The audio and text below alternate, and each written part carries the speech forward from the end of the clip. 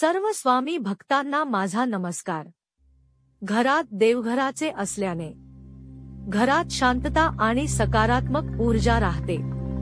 वास्तुशास्त्रानुसार समृद्धी आणि शुभत्व वाढते। कुटुंबात एकोपा, भक्तिभाव आणि मनःशांती निर्माण होते। देवघर कसे असावे व देवघराची स्थापना कशी करावी। घरात देवघर म्हणजेच पूजेचे स्थान असणे हे धार्मिक व वास्तुशास्त्राच्या दृष्टीने शुभ मानले जाते। देवघराची योग्य रचना आणि स्थापना केल्याने घरात सकारात्मक ऊर्जा राहते।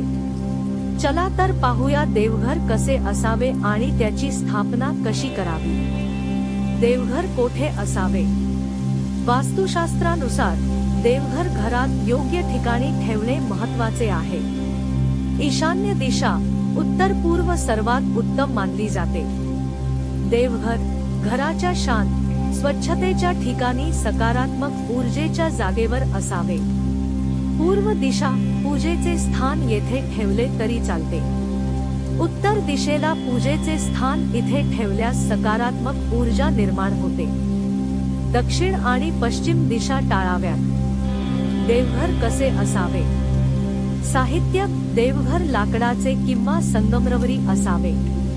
लाकडाचे देवघर अधिक शुभ मानले जाते। रंग हलक्या रंगाचा पांढरा, क्रीम, सोनेरी असावा। गडद रंग टाळावे।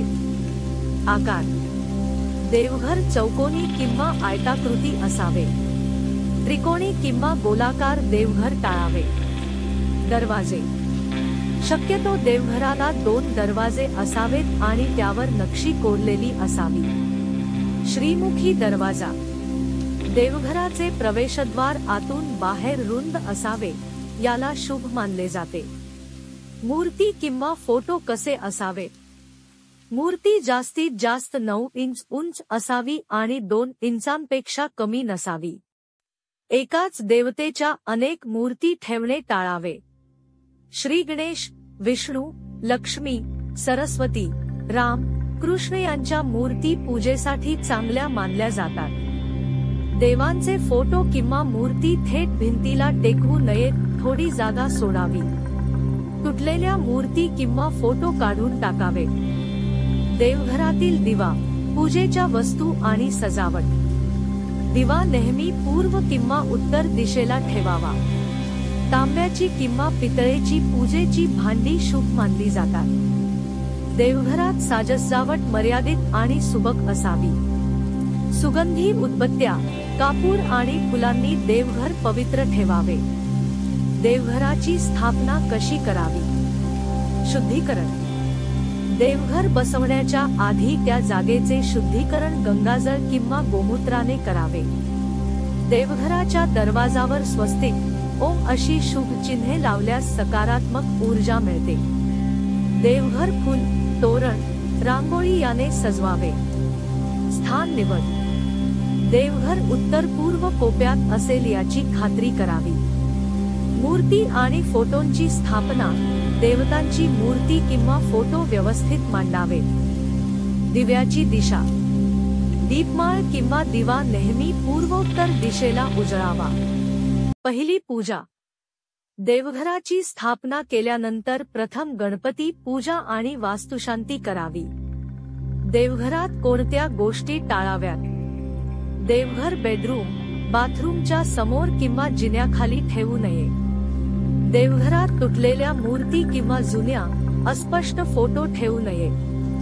देवघरात अति सजावट किंवा वस्त्रालंकारांचे ओझे लावू नये। पूजेचे साहित्य अस्ताव्यस्त ठेवू नये। देवघरात घरातील इतर वस्तू किंवा जुने कपडे ठेवू नये।